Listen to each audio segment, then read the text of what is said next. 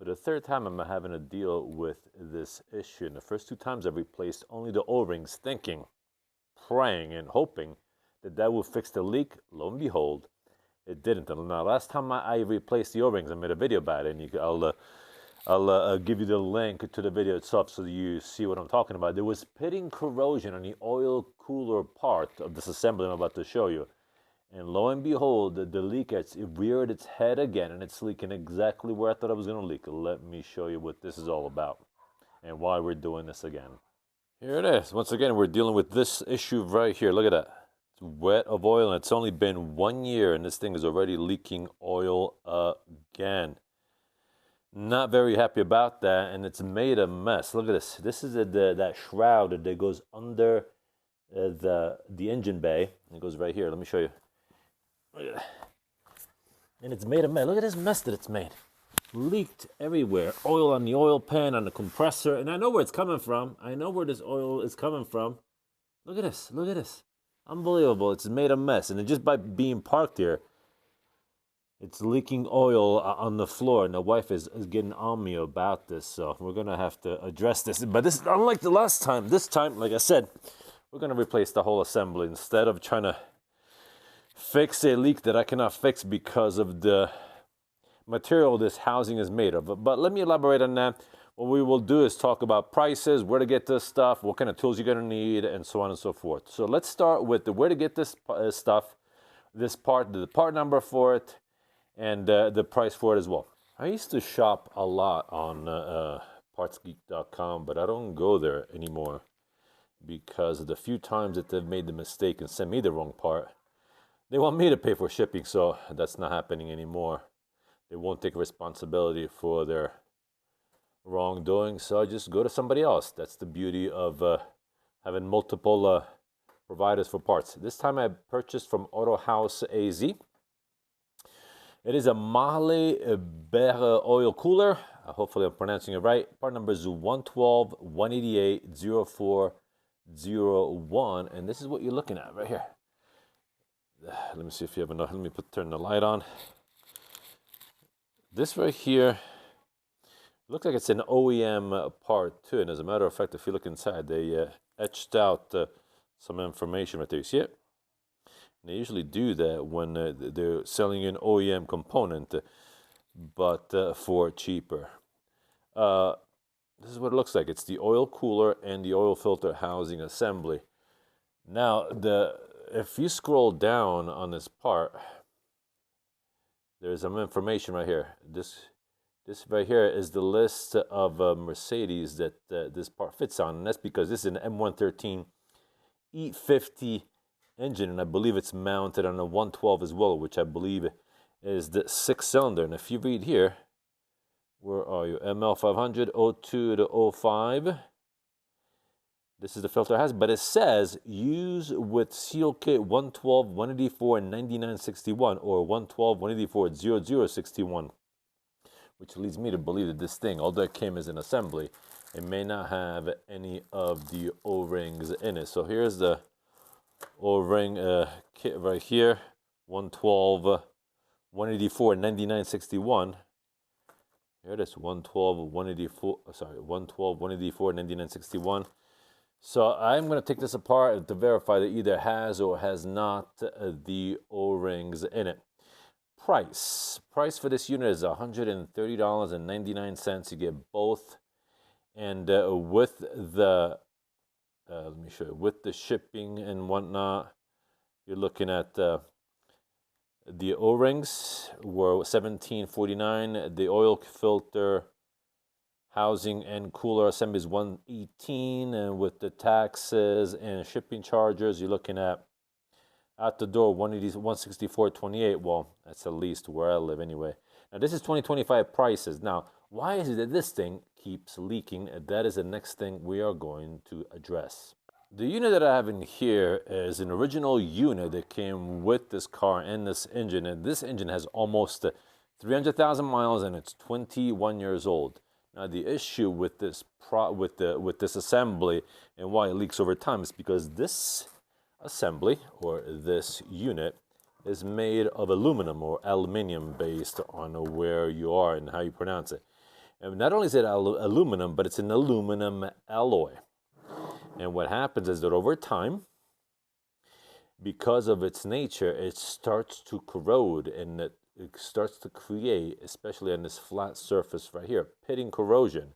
And oftentimes, the pitting corrosion happens where the O-rings sit on the oil filter housing. So, and that's where the oil starts to seep right through, and it causes this mayhem you're looking at right now. Look at this. See it? And it doesn't leak right away, but eventually it does its thing, and it just starts pouring oil out. So, being that I've already changed the O-rings twice at the job in the 10 years that I've had this car, I'd say no more. It's time to just replace the whole unit and be done with it. And hopefully it has no corrosion in it. So that being said, now let's talk about, ooh, look at this. There's metal in here. So what we're going to do, we're also going to clean this. Because I just realized right now, this thing has, it's not even clean. They shipped it. So what happens, like I said, they etched the metal from the inside, but they didn't clean after themselves. What we're going to do is we're going to wash it with some solvent to make sure that there is no metal. We're not introducing any metal in the engine. You will need something special like this. This is a power-built 46 millimeter socket because there's a big old nut, and that's what hunkers down this unit. And besides that, you're going to need some star-like keys, and I think this is an E10 socket, which you're going to need to remove these bolts right here, and then some other basic things. Basic tools, which we'll cover as we do the job. I believe I covered everything, so how about we get started with this job. I was going to remove the wheel well housing, as you can see, to better access the cleaning part in the back of the engine, but I think I may not do that. What I'm going to do is just clean whatever it is that is visible. So what we're going to do is remove this engine cover. And I already removed the lower shroud, which we will have to clean. Look at this mess. Look at all this oil. Look at all this oil. That's how much oil this thing is leaking. That's already removed, and it just has 6 of these fasteners that look like this right here. All right, so let's go ahead, and I'm going to prop you up on a stand, and we're going to get started with this job. Obviously, the first thing we're going to do is remove this engine cover, and it's just a snappity-doo. This thing just snaps right in, and voila, it just comes off just like that. Next thing we're gonna do is we're gonna remove this. It's what do you call this? Is it's a pump. It's for it's a pollution pump or whatever they call this thing. I forget the name of it, but it's a pump. Regardless, this pump needs to come off. So let's go ahead and do that. We're just gonna undo this connector right here. It has clips, but they've broken on me already. And there is this bolt right here, and I believe it's an E.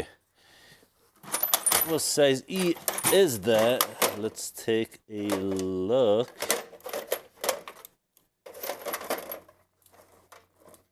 Can't quite recall. Okay, let me see. This is is it an E10? Sure enough, it's an E10 bolt.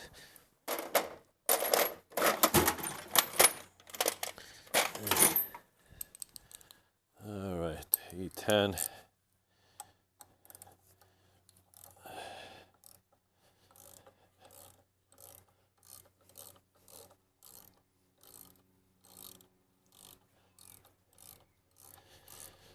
This is a wow, I can't believe the name is slipping me right now.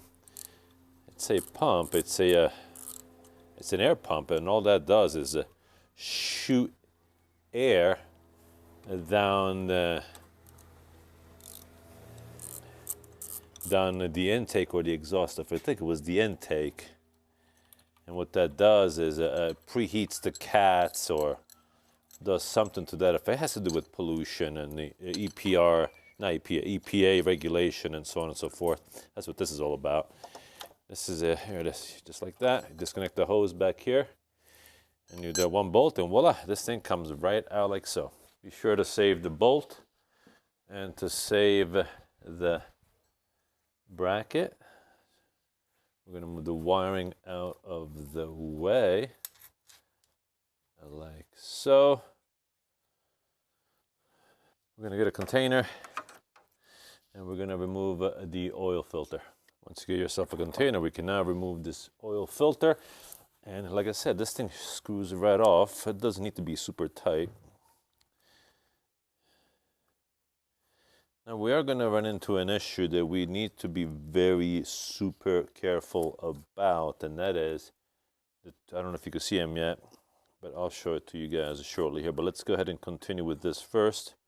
We'll remove the oil filter.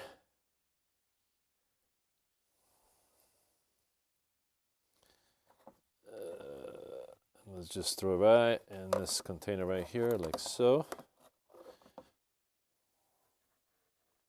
Try to stay clean, guys. You don't want to make any more of a mess than this car has already done for itself. And besides, I'm not a messy person. I like to work clean. Okay. Now this oil change is doing about a couple of thousand miles, about 2,500 miles, 2,400 miles, I believe. And so I'm not going to worry about the oil until then. I was trying to figure out if the sequence of events, how this was going to unfold. And one thing I do realize is that this belt, in order to facilitate and make the least amount of mess, will have to come off. Because you see, the oil cooler has two coolant lines, one on the top and one on the very bottom right here. And it has these clips that I will have to loosen up and disconnect the oil cooler lines from the oil cooler, and we're gonna have to cinch those lines and somehow try to minimize the amount of mess that could possibly happen here. And in order to do that, we're gonna have to undo this belt here, because you can see it right here, these two lines right here, connect by those two hoses right there. So let's go ahead and remove this belt. It is a serpentine belt with a single belt tensioner pulley right down here, and it has a 17mm bolt, which we can undo with a breaker bar and a 17mm socket. So let's do that. You see that 17mm thingamabob, a bolt right there? Then they're right under there's your pulley right there, see it? Right under is that 17mm bolt, and that is where we're going to hook up the breaker bar with a socket to loosen the belt. And like I said, you're going to get yourself a breaker bar, and then you're going to put that breaker bar with the socket. I'm pretty sure it was a 17mm. I just gotta find it now. I think I'm better off using a where are you?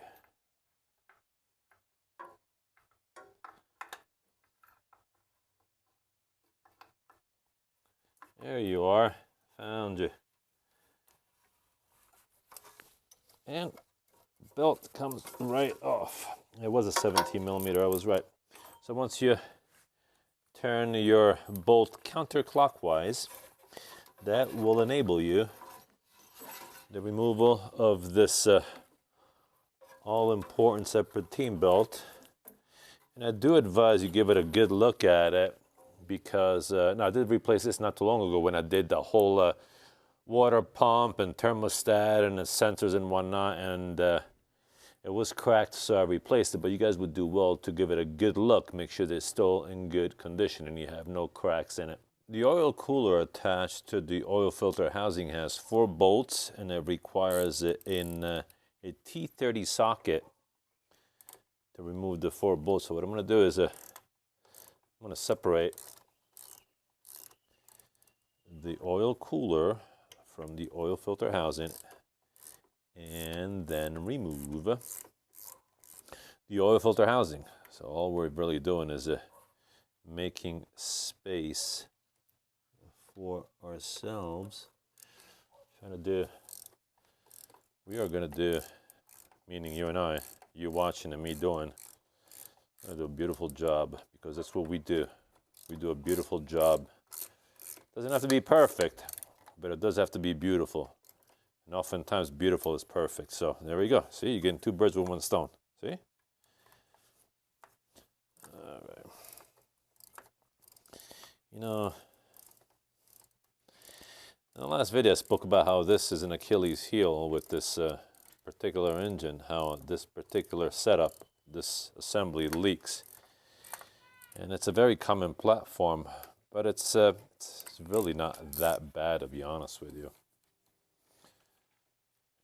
It's just something you're going to have to address properly. I thought that by replacing the O-rings, the problem was going to be fixed, but obviously it did not fix the problem. That's why we're making this video again to address the issue. But this time we're going to do it right. Not only are we going to do it right, hopefully it'll last more than only 1 year. Because that was the last time I made that was the last time I did this job and replaced the O-rings. Was it a year ago?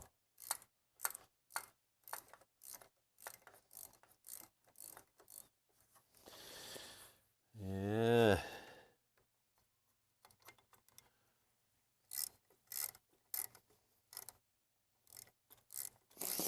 Now you see why that air pump had to come out. Otherwise, excuse me, a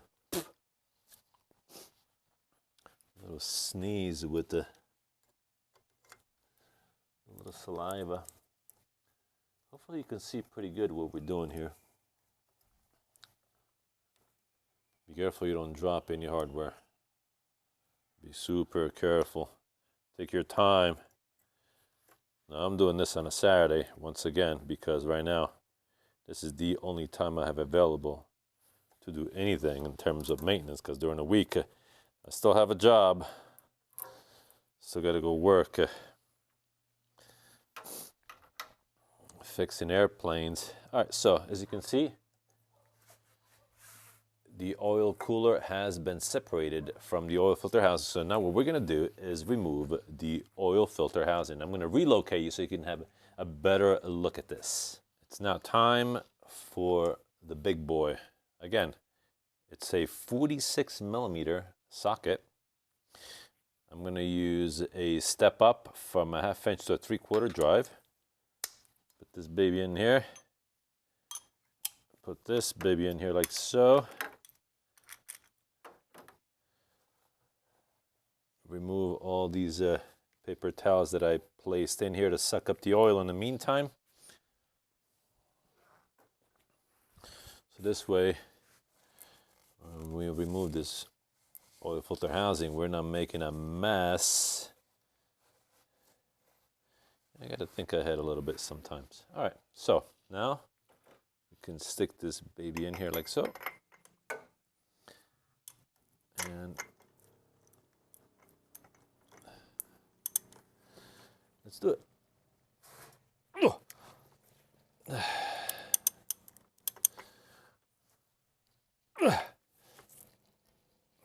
Let me get a breaker bar. Hold on. One thing I learned over the years as a mechanic is oftentimes as a technician mechanic, you need brute force, brute strength to do a job. But not only brute strength, you need controlled brute strength. You don't want to hurt yourself, which I've done plenty of times. I don't care to do anymore. So now with a breaker bar, there we go. Gee, that was on there tight. All right, now that we loosen up the nut, we can take the oil cooler, not the oil cooler, the oil filter housing out of the way. So this is loose, and this nut should come right out. Like so, with the oil filter housing and everything. And these are the two culprits right here, see it? And this is what's making a mess all the time. Yeah. All right, so now we have access to the actual oil cooler. The next thing I want to do is see if this assembly at the seam came with, sorry for the shakes, I'm not on a stable table. Let's see if this assembly came with O-rings.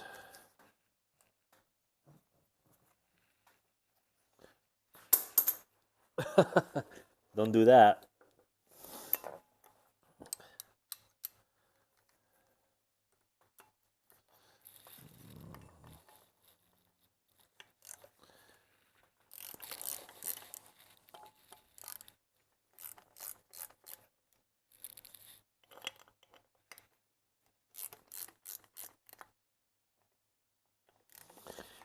The website, Auto House AZ, did say that O-rings were required, so well, let's take a look if that is the case.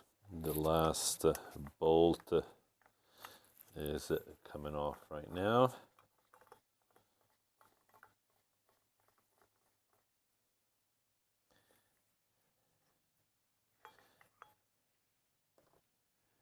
And let's take a look. Did it come with O-rings? It did. Well, it's too bad. We're going to have to replace them. Rule of thumb is usually when you disturb a sealed unit, it's always wise to replace the O-rings. Now, I'm going to show you that in the unit that I'm about to remove, there is literally pitting corrosion right around where the O-rings seal these two oil ports right here. So what I'm going to do, since I do have the O-rings, I'm just going to go ahead and replace these O-rings.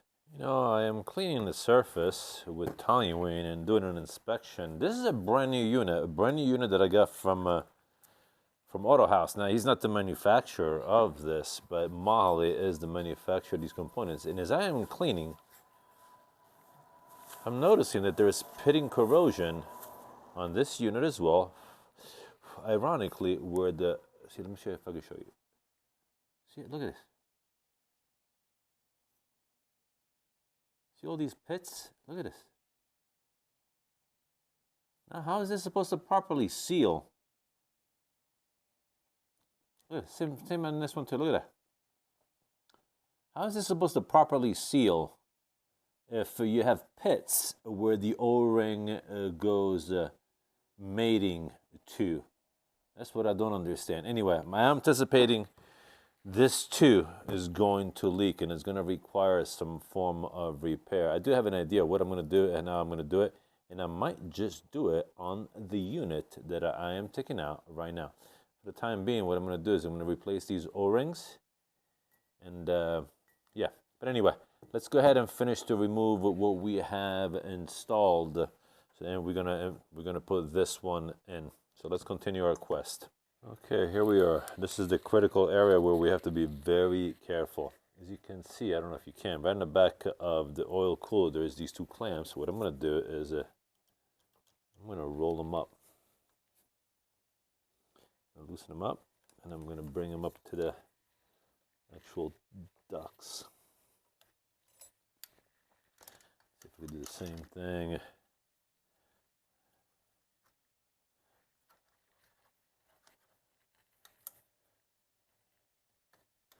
There you go. The two clamps are off the hoses. Now it's just a matter of it's just a matter of disconnecting and reconnecting. Ta-da! The thing is that because of gravity, we have the coolant reservoir that sits above the level of this. See, the oil coolant is right there behind, and there's going to be pressure coming out of these coolant hoses. So we're going to have to be not exactly sure how I'm going to do this and how I'm going to pinch these lines. To be honest with you, well, let's see if we could do. Let's see what we could do. Let's see what we can do. I'm going to break traction or break. I'm not going to break anything. I'm just going to try to break torque on this hose to the line so that it can swivel. Let me grab a pair of pliers. Usually a pair of channel locks does a really good job at breaking the seal. Now I already did the top one. I don't know if you can see it. See, it's already loose. I'm going to try to do the same thing on the bottom. Pull this cooler up just enough so that I can put the water clamps on these lines and avoid making a mess. There, the bottom one broke traction as well. Now this should come off. Okay, let's pull these up a little bit. Okay, this one is coming up. So is the bottom one. Oh, there it is. Almost. Let me see if I can put this clamp on it. These are Duralast clamps. Not a big fan of this company, I'm not gonna lie. I haven't had the best of luck with them. Okay, so we got one on the bottom, and let's see if we could put one on top as well.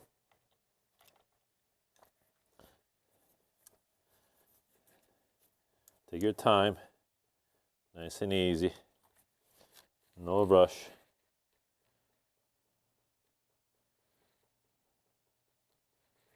And it is leaking coolant.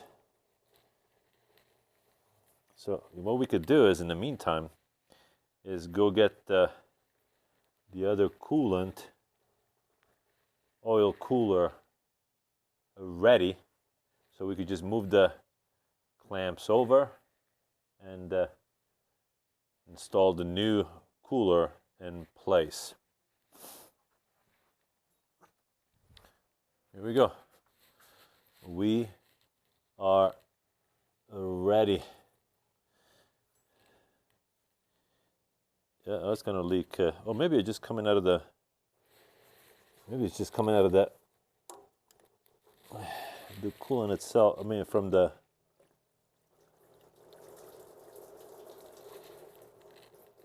See it?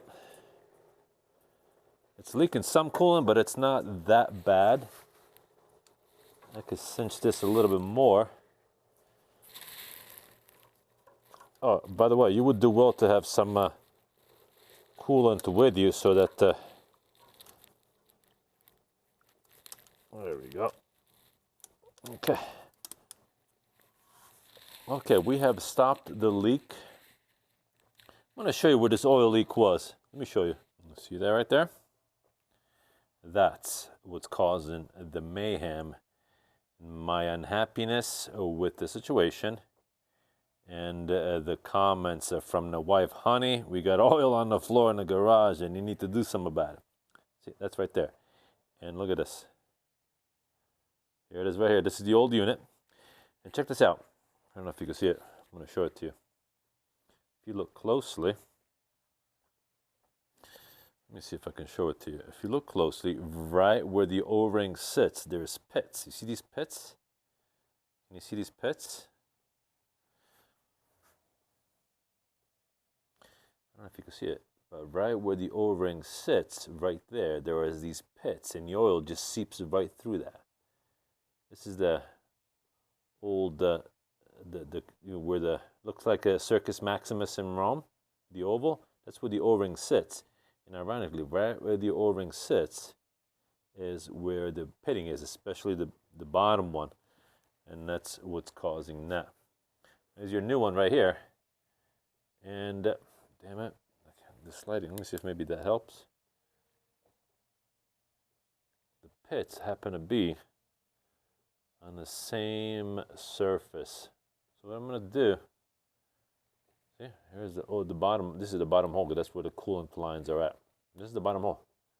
The pits are on the surface also, which is a shame. This is going to leak again, so what I'll do in the meantime, I'll take this at work. I'm going to polish this up with a polishing wheel, and hopefully that'll give her these pits and avoid the leak again. This right here, hopefully, I mean, sadly, I got a feeling it's not gonna fix that problem, sadly. So Anyway, but nevertheless, let's go ahead and put the new one in. Okay, let's do this. I have transferred the clamps. Don't forget to do that. I've transferred the clamps over to the new oil cooler. And we're now going to introduce the new oil cooler in the same location as the old one. Be super careful. This way you don't miss the holes, because you got to line these up again.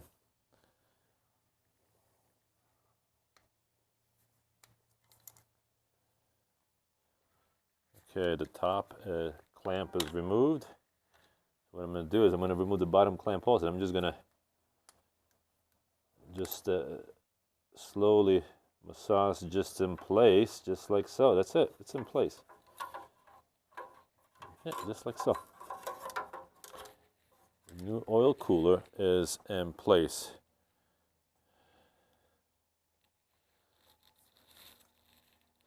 Well, that was pretty satisfying. I'm not going to lie. That was actually pretty cool how I did that. Not to toot my own horn, but that was pretty cool. All right, so now we can, with our special clamp pliers, they look like these. I got them at Harbor Freight. No, I got them on Amazon. We can grab the clamp.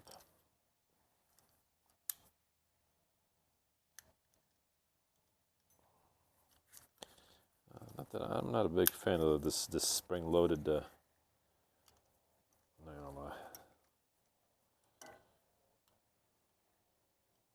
This thing is designed to. Here it is. We can now move the clamp down.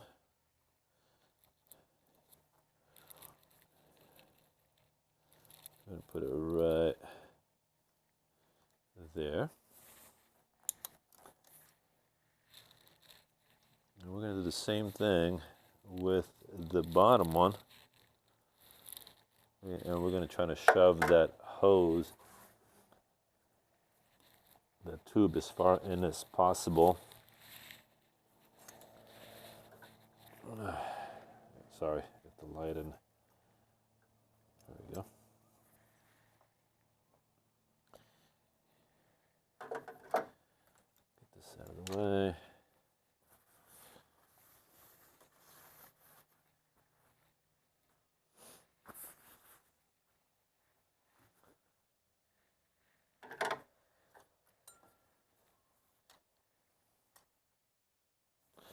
Let's see if we can do it. Space is a little tight, I'm not gonna lie.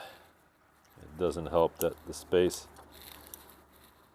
is a little tight.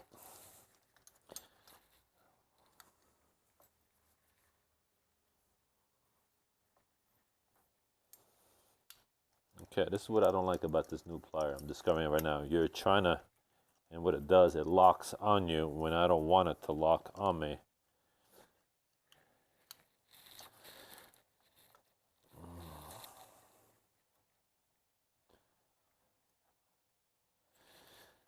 There we go. Got it over the hose. No, not quite.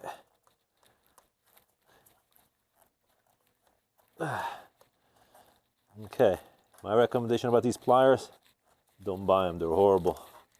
They're useless, really, more than horrible. Let's get some conventional pliers, see if that helps better.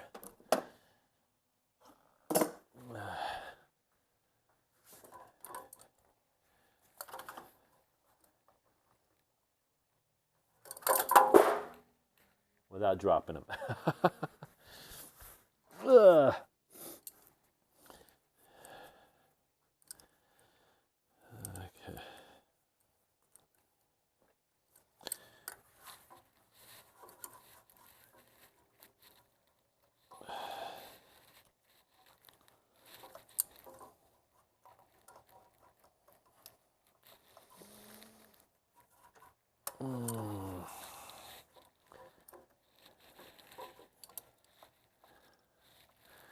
See what the issue is.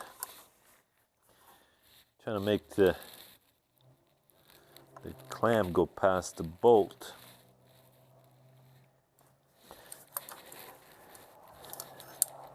And I got these pliers made in China. See? China. And as soon as I try to, it likes to go wide. And yeah, that's the, this is why quality tools is important. See, there you go. I'm trying to,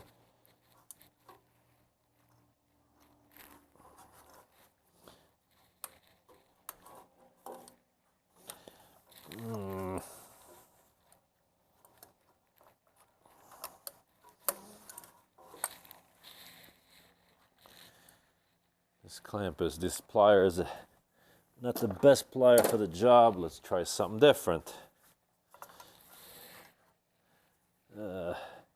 Doesn't help that the fan is in the way and everything is kind of closed quarters here.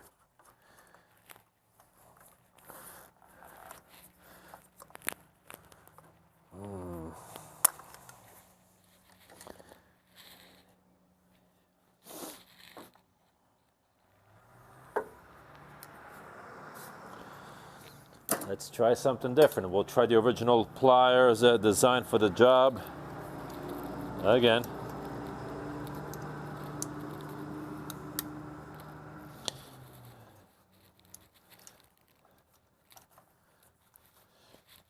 The issue that I'm having is that I gotta slip the hose. Here it is, finally. Trying to slip the hose past the. That's not good enough though. I gotta insert this hose further into. I mean, not the hose. I gotta insert the pipe further into the hose. So.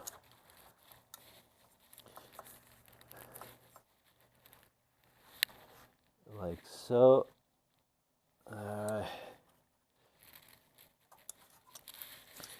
This should do it, hopefully. Let me see.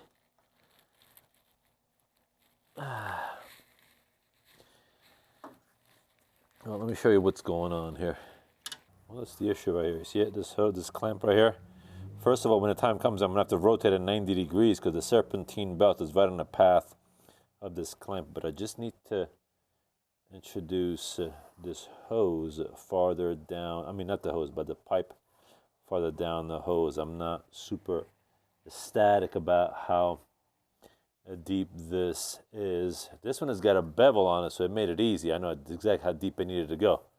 But the bottom one, not the same thing could be said about that. So I'm going to work on that a little bit more. Okay, let's move on to the next phase of this job. What we're going to do is that we're going to install the oil filter housing so that it creates a fixed position for the oil cooler to mount against the oil filter housing. And that will tell us what the exact position of the bottom coolant hose it needs to be at. And that's when we will loosen up the clamp of the lower coolant line and put it exactly where it needs to be. But before we do that, what we're going to do is I'm going to introduce some oil to where the O-rings go in here. Think of it as how a bottle of wine is sealed in the glass where that cork needs to be wet. So we're going to do the same thing. In order for that gasket to properly seal, we're going to put some oil on the contact surfaces or where the new O-rings go. We'll also take the opportunity to clean all this gunk and dirt that does not belong in there. I don't know if y'all can see what I'm doing. Yeah, you can see it.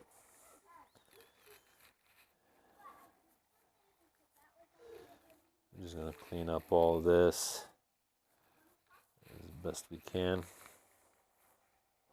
Now there is oil already in the grooves for this, for where the bottom O-ring goes, for the oil filter housing. So what we're going to do is we're going to introduce this. We're going to wet this with oil, right, with the oil that comes from here. So it creates some kind of a seal.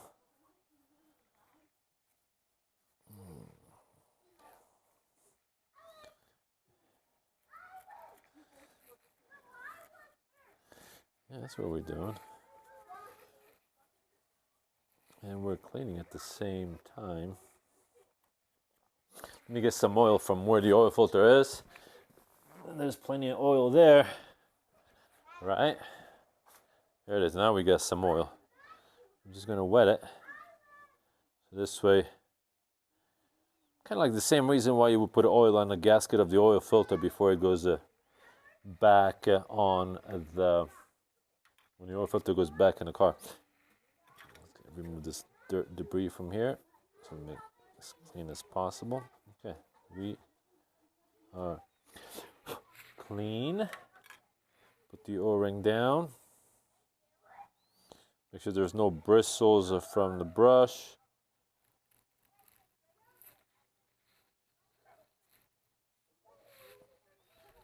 Okay, the new O-ring is in place.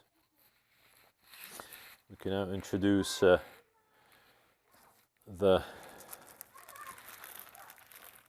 O-rings on the oil filter housing. I don't know if you can see any of this. Yeah, put the new oil like so. And this one here also. These are the new O-rings. Then what we'll do is we'll put some oil on the surface as well. Again, I'm going to get oil from where the oil filter is. I'll wet this with oil. Should do a pretty good job sealing. Okay, we can now introduce the new oil filter housing in place.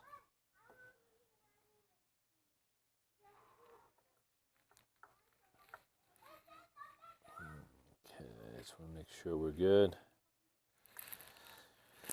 Okay, we can now introduce, you know what we never did?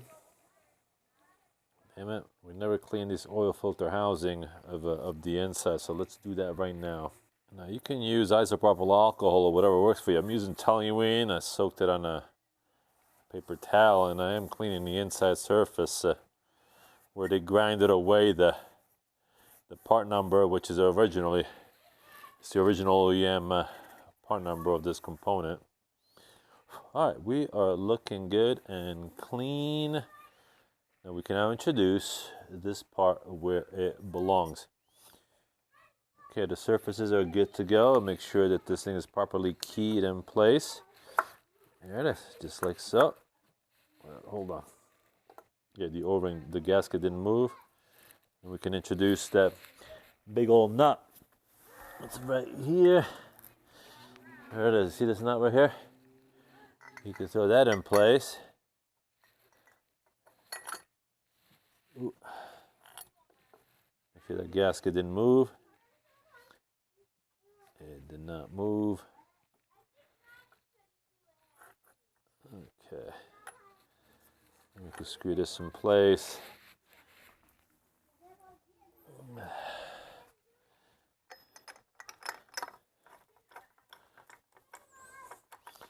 Make sure it's aligning properly.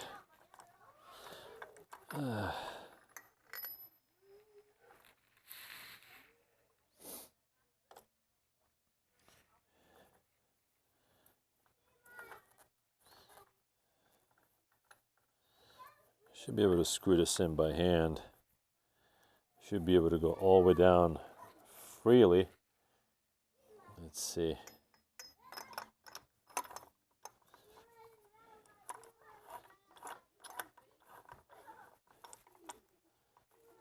For some reason it's not engaging straight. Hold on, guys.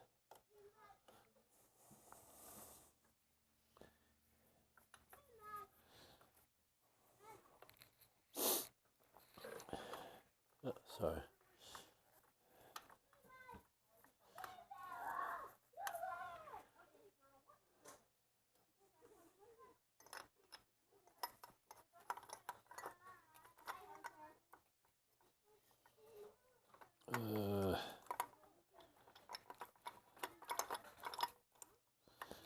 It's not screwing in straight.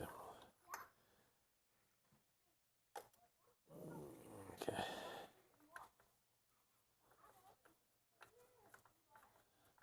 See if we can get it started by hand.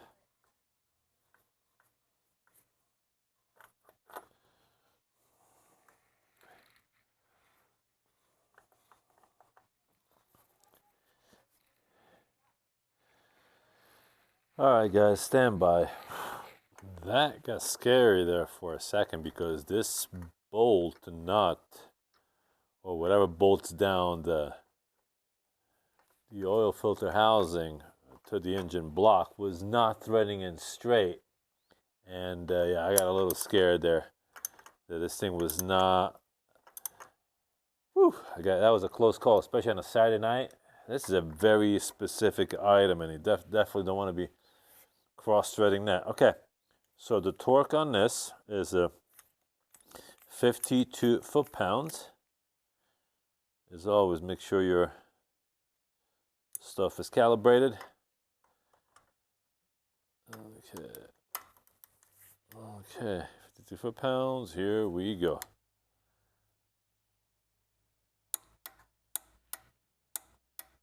Okay, we are torqued on that. What we can now do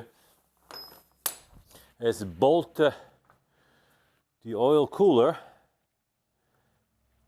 to the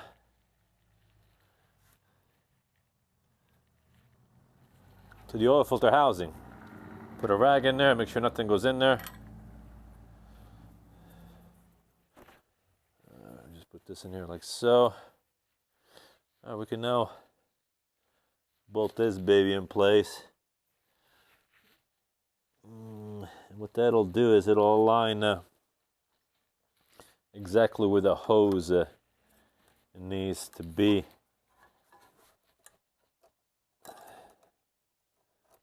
What we're going to do is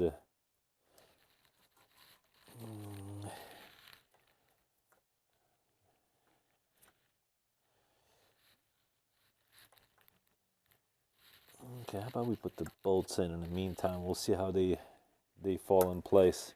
I am using Loctite 242 for the hardware. It's not a very strong Loctite, but it'll have to do. What I'm going to do is actually I'm going to rinse the hardware as well with some solvent.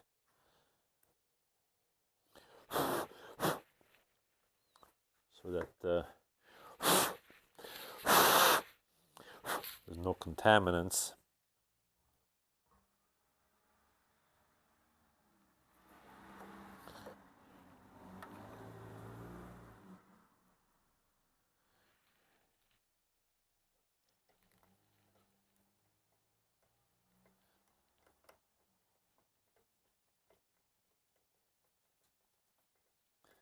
Let it guide all the bolts through. I'm going to rinse this one as well.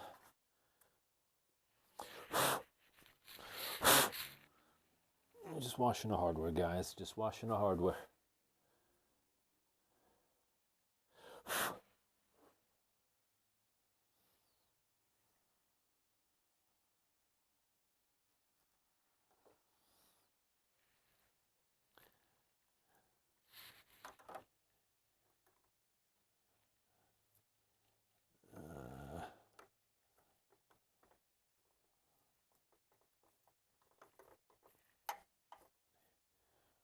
This will do is we'll guide the hose in its proper direction. That's the whole point of this. So the hose falls exactly where it needs to be.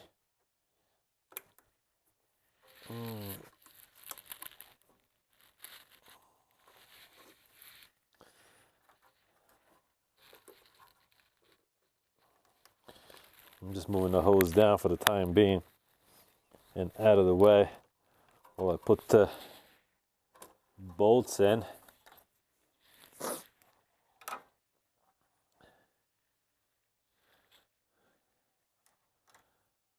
And then we'll put the hose back in place, hugging the pipe properly. That's the plan anyway.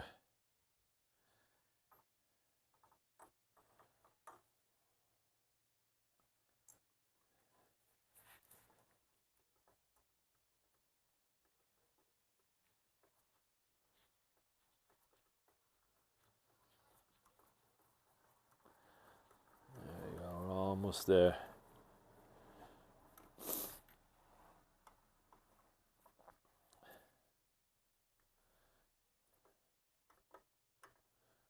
One more bolt to insert.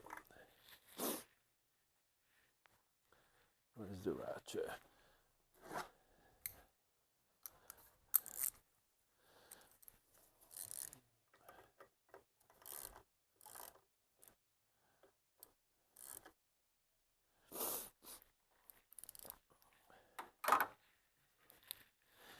There we go, one last one.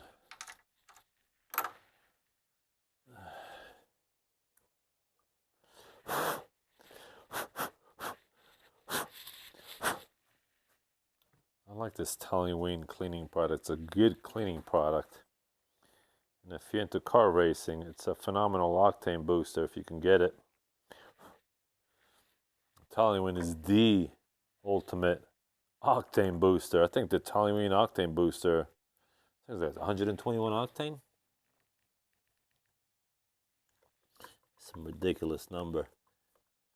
Back in the day, in the 80s, they used to run toluene as fuel in the Formula One cars. I think it was 85% toluene. And this thing will produce a ridiculous amount of power. I mean, they were cranking out over 1,000 horsepower out of a turbocharged, I think it was a 1.5, pretty sure it was less than 2.0 liters engine turbocharged. And back in the day, they used to have different engines. There was a qualifying engine and they had a racing engine, and they used to run a lot more engines than they do today. Nowadays, the engines are hybrids. Much of the horsepower comes from the electric motors and batteries. Back in the day, though, they didn't have that technology. All right, let's grab a torque wrench, and we're going to torque down this oil cooler to the oil filter housing. Once we have the bolts set on the oil filter housing, the torque on the bolts is 80 inch-pounds. We're going to do a cross pattern. Well, I'm going to do a cross pattern several times.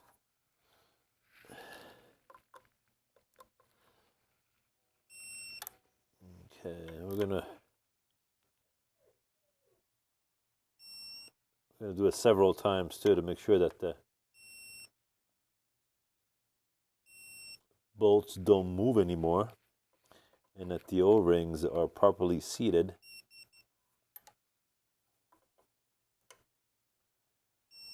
All right, we're looking good.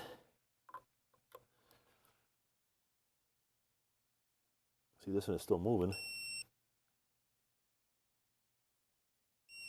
All right, here we go.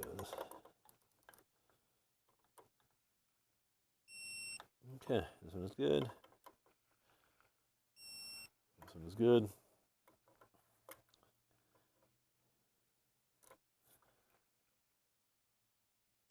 All right. This one here one last time because it was moving. That's it. All right, we're done with torquing the 4 bolts to the oil filter housing. We can actually put the oil filter in so that we get that out of the way and we don't have to worry about something falling in here. So let's do that. We put the oil filter back in like so.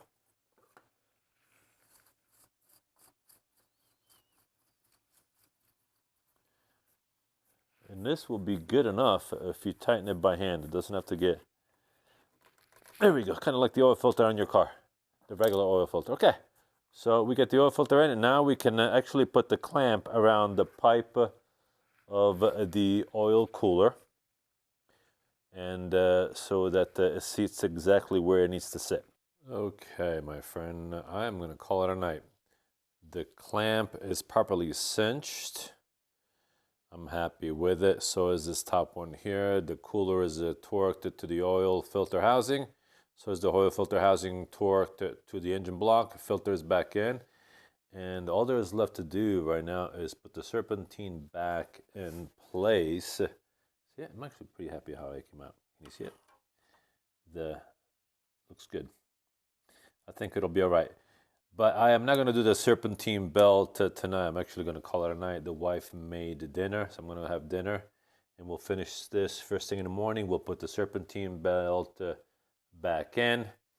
And we'll lower it, service it with a little bit of coolant that it's missing from the tank, top off the oil if there's any oil missing. Put the air pump back in and the electric connectors and so on and so forth. And then we'll do a run and leak check, ops check, make sure everything works properly. Other than that, that's it, my friend. I'm going to call it a night, and we'll see you in the morning. Bye. I would say good morning, rise and shine, but I got a late start on this job. It's actually early afternoon, but I figured before I start filming, I'd do a little bit of cleaning and let me show you what I'm talking about. Remember last night when I was doing this, there was a bunch of grease and oil everywhere. I mean, everywhere, and I wasn't super happy with it, so I figured I'd take do a little bit of cleaning with a cleaner and a brush to clean up a little bit. And all that oil that it did not look pretty. So let me show you, and then we'll put that serpentine belt, which I was telling you about last night. Okay, here it is. As you can see, we did some cleaning. Blow a little air, use a little alcohol, a little brush, and cleaned up a little bit. It cleaned up pretty good, actually. So we are now ready to install that serpentine belt. Let's see how it looks under it too. It should be pretty clean, or clean enough anyway. See it? Looks a lot better. You can tell where I stopped cleaning. And yeah, all right, so let's go ahead and put that serpentine belt in, and so we can get this car off the jacks and top off the coolant and top off the oil as necessary. I'm going to show you a diagram so that you know what route the serpentine belt is. So let's do that. Okay, I am ready to do this. Got the breaker bar with the 17 millimeter socket ready. Here's the serpentine belt. We're going to drop it in. Look at the diagram. That's how I'm going to route this serpentine belt. Alright, so it should be, if I'm not mistaken, I'm going by memory here. So it goes the idler pulley on the very top, to power steering pump, and then the compressor to crank, around the crank, to water pump.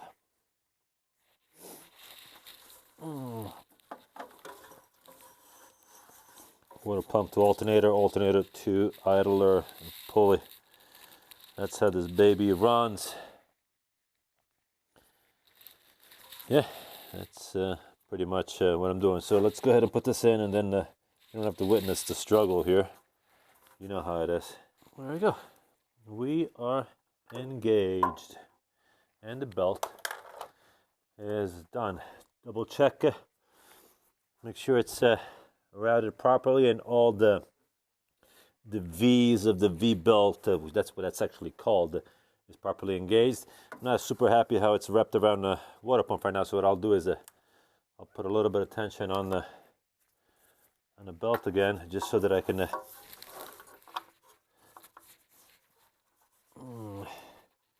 wrap it around the water pump a little better.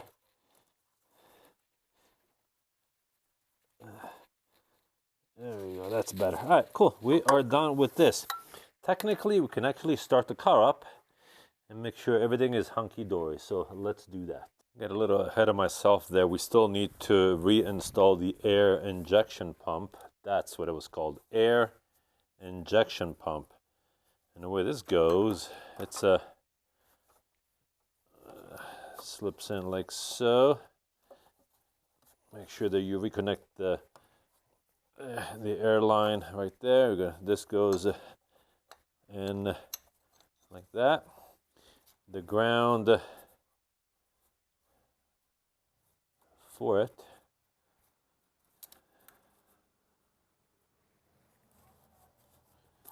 There it is, like here. It's an E10 bolt.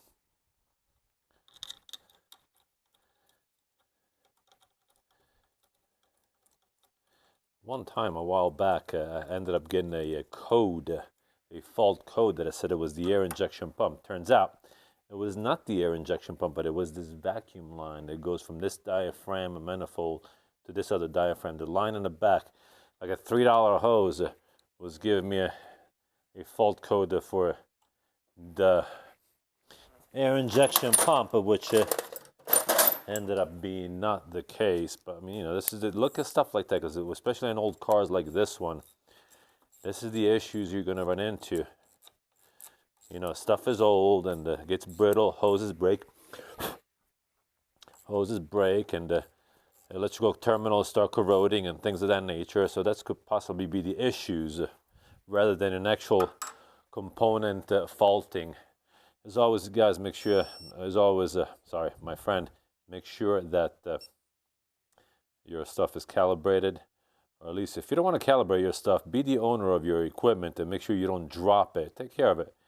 This is how you make things last and make sure that it stays calibrated. Okay, so we said the torque on this air injection pump bolt is 108, I'm sorry, 108 inch-pounds. I don't know if you can see it. See it? 108 inch-pounds. E10 bolt. And we are there. We can now hook up the connection. That's also in. Now we can start the car.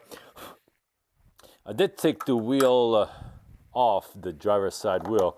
I had some plans of cleaning from the back of the wheel well, but I didn't do that. So what I'm going to do instead, I didn't take that wheel well off. I'm just going to put the wheel back on, put the car off the jacks, and torque that wheel, and we're going to run it and do ops check and leak check of everything, because this has got to work too. And I'm going to show you, this usually runs for several seconds at startup. All right, so let's put the wheel back on and get this car off the jacks. Actually, I lied. Before you down jack the car, make sure you reinstall the bottom shroud. And there are 6 bolts, 6 plastic wheels. 1, 2, 3, and 3 on the other side. However, one little caveat: you're going to see a plastic lip.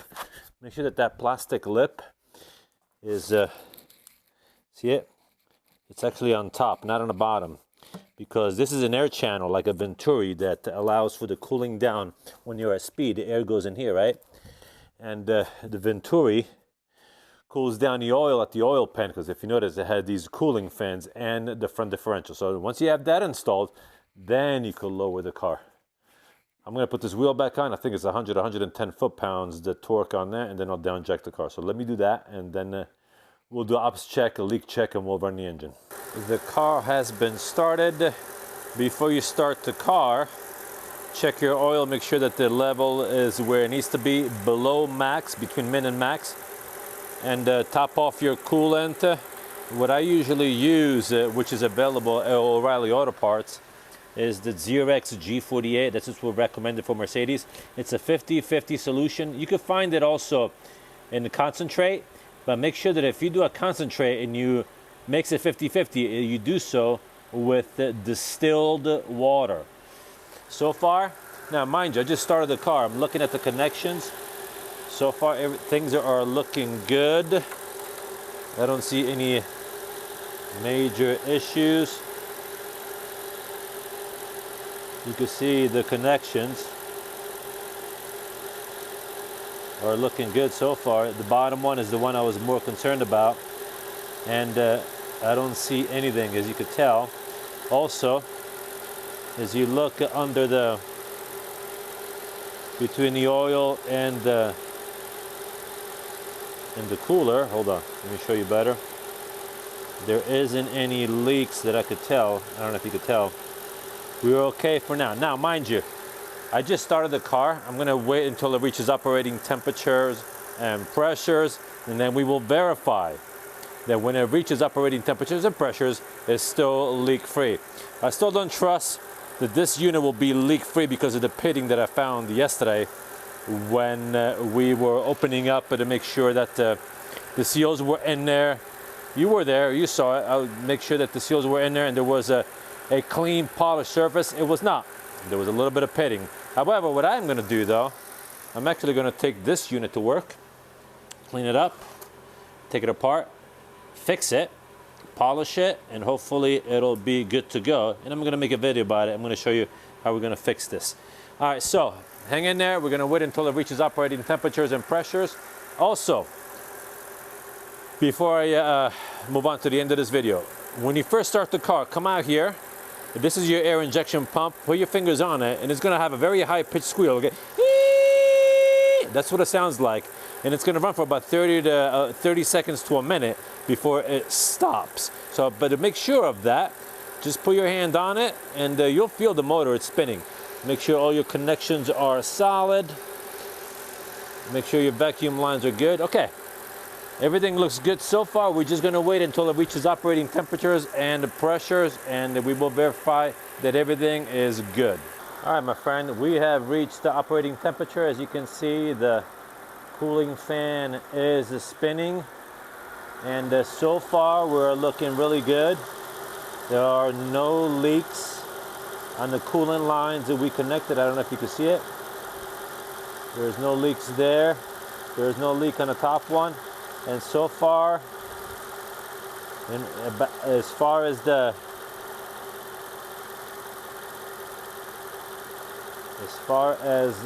oil cooler goes, we're looking good. So far, it's leak-free for now anyway, but I do anticipate this thing starting to leak again.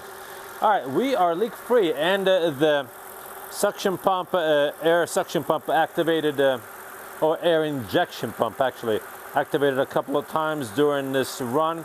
That is it, guys. Let's shut the engine off. All right, my friend, the job is done.